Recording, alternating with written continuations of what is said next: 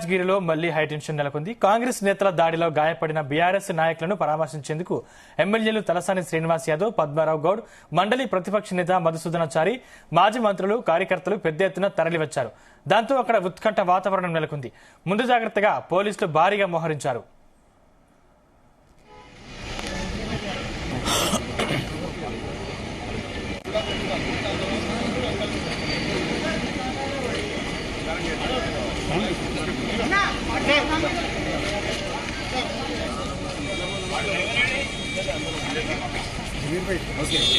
మల్కాజ్గిరిలో హైటెన్షన్ నెలకొంది. ఇదే అంశానికి సంబంధించిన మరింత పూర్తి సమాచారం మా క్రైమ్ బ్యూరో చీఫ్ రవితేజ అందిస్తారు.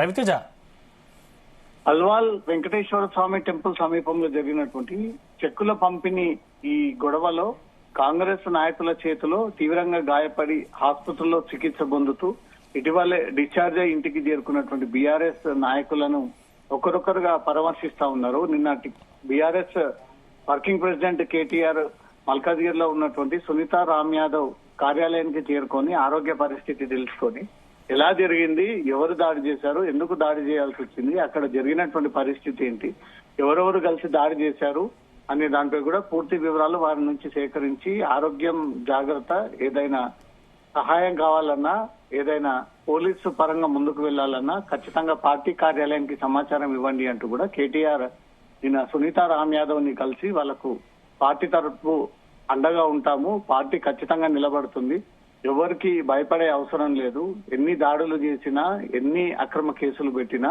వచ్చేది మన ప్రభుత్వమే, పోలీసుల పేర్లు రాసి పెట్టుకోండి, రాజకీయ నాయకుల పేర్లు రాసి పెట్టుకోండి అంటూ కూడా కేటీఆర్ సవాళ్లు విసిరి నాయకులందరూ కూడా భరోసా భద్రత కల్పిస్తూ మనం పార్టీ తరఫున పోరాటం చేయాలి, పార్టీ ప్రజా సమస్యల్ని ఎండగట్టాలి, జరుగుతున్నటువంటి పరిస్థితుల్లో ధైర్యంగా నిలబడాలి, ఎదుర్కోవాలి, వీటన్నిటినీ తరిమి కొట్టాలి అంటూ కూడా కేటీఆర్ నిన్న పిలుపునివ్వడం జరిగింది. ఈ రోజు బీఆర్ఎస్ పార్టీ తరఫున ఎమ్మెల్యేలు తలసాని శ్రీనివాస్ యాదవ్, పద్మారావు గౌడ్, శాసన మండలి ప్రతిపక్ష నాయకుడిగా ఉన్నటువంటి మధుసూదనాచారి, మాజీ మంత్రి జోగురామన్న, మాజీ రాజ్యసభ సభ్యులు బడుగుల లింగయ్య యాదవ్, బీఆర్ఎస్ పార్టీ నాయకులందరూ కూడా ఈ రోజు తిరిగి ఈ కాంగ్రెస్ నాయకుల చేతిలో తీవ్రంగా గాయపడ్డటువంటి సునీతా రామ్ యాదవ్ ఇంటికి చేరుకొని వారి ఆరోగ్య పరిస్థితిని వీరు సమీక్షించేటువంటి అవకాశం కనబడతా ఉంది. రాబోయేటువంటి బోనాల పండుగ సందర్భంగా మల్కాజ్గిరిలో ఈ రాజకీయాలు ఇంకాస్త ఉధృతంగా మారుతా ఉన్నాయి. జిహెచ్ఎంసీ ఎన్నికలు రాకముందే అక్కడ ఎన్నికల వాతావరణం కనబడతా ఉంది. ఇదంతా కావాలనే ఒక ఇష్యూగా క్రియేట్ చేసి బలబలాలు నిరూపించుకునేటువంటి ప్రయత్నాలు జరుగుతున్నాయి రెండు పార్టీ నాయకులు అంటూ కూడా ప్రజలు దీనిపైన కొన్ని అభ్యంతరాలు వ్యక్తం చేస్తా ఉన్నారు. నిన్న కేటీఆర్ వచ్చిన తర్వాత బీఆర్ఎస్ పార్టీలో కొంత బలమైనటువంటి వాదన వినబడతా ఉంది.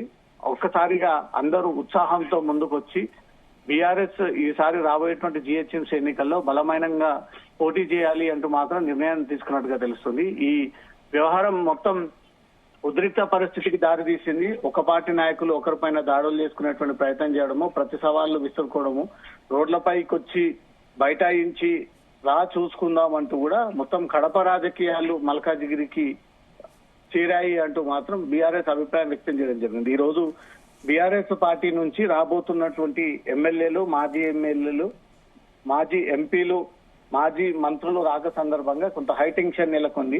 మళ్ళీ ఈ రోజు ఏమైనా కాంగ్రెస్ నాయకులు అడ్డుకునేటువంటి ప్రయత్నం చేస్తే మాత్రం తీవ్రమైనటువంటి పరిణామాలు ఉంటాయంటూ మాత్రం బీఆర్ఎస్ వర్గం బలమైనటువంటి క్యాడర్ ని అక్కడ ఏర్పాటు చేసుకుని భారీ మొత్తంలో జాగ్రత్త అయినట్టుగా తెలుస్తోంది. నిన్న కేటీఆర్ రాక సందర్భంగానే అడ్డుకుంటామంటూ కాంగ్రెస్ హెచ్చరించింది, కానీ ఎక్కడ కూడా అడ్డుకున్నటువంటి పరిస్థితులు కనిపించలేదు. ఈ రోజు వస్తున్నటువంటి బీఆర్ఎస్ మాజీ మంత్రులను, మాజీ ఎమ్మెల్యేలను, ప్రస్తుత ఎమ్మెల్యేలను అడ్డుకునేటువంటి ప్రయత్నం చేస్తే మాత్రం దాన్ని ఎదుర్కొని తిప్పికొట్టి ఎలాగైనా మేము అనుకున్న విధంగా మల్కాజ్గిరికి చేరుకొని సునీతా రామ్ యాదవ్ ని కలిసి వాళ్ళ ఆరోగ్య పరిస్థితి తెలుసుకొని జరిగినటువంటి అంశంపై కూడా తిరిగి మీడియా ముందు ప్రస్తావన చేసేటువంటి అవకాశం ఉంటుంది.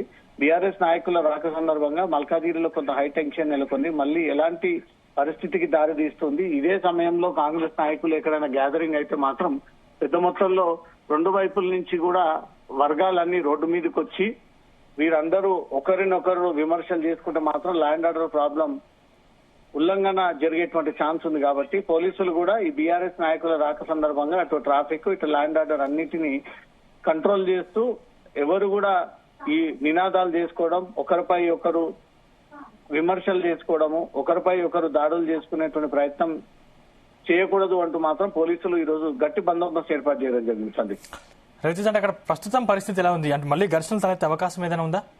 బీఆర్ఎస్ నాయకులు సమయం కోసం ఎదురు చూస్తా ఉన్నారు.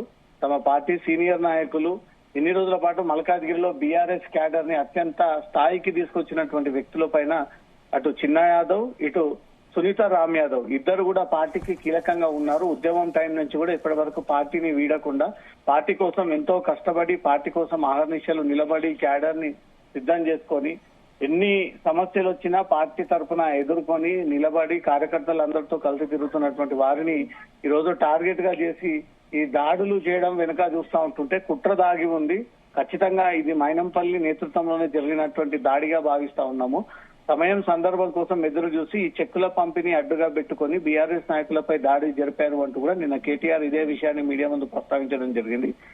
గాయపడ్డటువంటి వారందరూ కూడా ఈ టార్గెట్ రీచ్ అవ్వడం కోసమే ఇన్ని రోజులు ప్రయత్నాలు చేస్తా ఉన్నారు. ఆ సమయం దొరకకపోవడంతో దీన్ని ఆధారం చేసుకుని దీని ద్వారా దాడులకు పాల్పడేటువంటి ప్రయత్నం చేశారు. ఇటు బీఆర్ఎస్ నాయకులు కూడా ప్రతి కక్ష తీసుకునేటువంటి ఆలోచనలో ఉన్నట్టుగా కనబడతా ఉంది.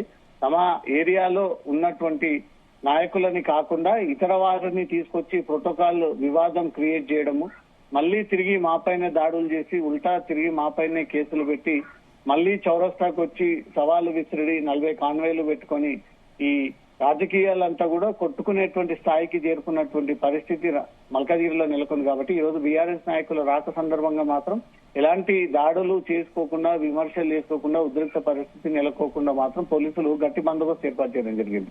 Sandeep, right, thank you Raviteja.